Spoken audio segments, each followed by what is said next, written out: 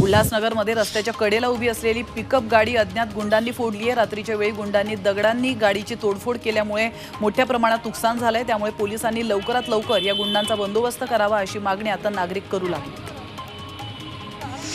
चारित्र्याचा संशय घेऊन पतीने पत्नीची हत्या केल्याची घटना दारावे या गावामध्ये घडली आहे। पत्नीच्या हत्येनंतर मारेकरी पती पश्चिम बंगालला पळून जाण्याचा बेत आखत होता, मात्र पोलिसांनी त्याला अटक केली आहे। त्याच्या विरुद्ध नेरूळ पोलीस ठाण्यामध्ये गुन्हा दाखल करण्यात आला आहे।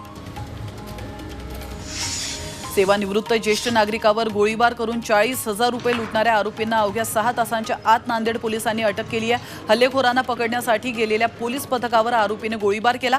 आरोपीला बंदुकीनेच प्रत्युत्तर देत पोलिसांनी दोघांच्या मुसक्या आवळल्या। गोंदिया तुमसर भंडारा या एसटी बसमध्ये एका प्रवाशाचा मृत्यू झाला आहे, तर चुनीलाल राऊत असं या मृत प्रवाशाचं नाव आहे।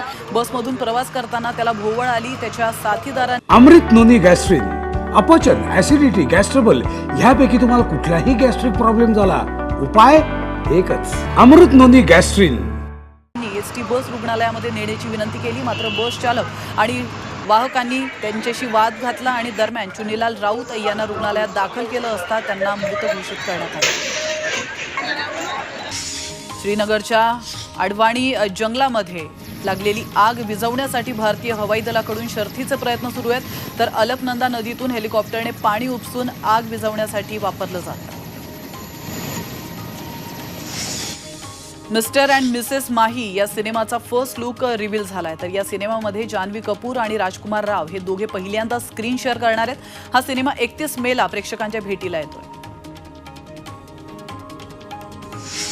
वसईतील पॉवर लिफ्टर सलमा शेख हिने हाँगकाँगमध्ये झालेल्या एशियन पॉवर लिफ्टिंग चॅम्पियनशिप स्पर्धेमध्ये भारतासाठी सुवर्ण पदक पटकावलंय, तर वेगवेगळ्या वजनी गटामध्ये भारताचे प्रतिनिधित्व करणारे एकूण 53 स्पर्धक या चॅम्पियनशिपमध्ये सहभागी झाले होते। त्यात सलमाची कामगिरी कौतुकास्पद पाहायला मिळाली।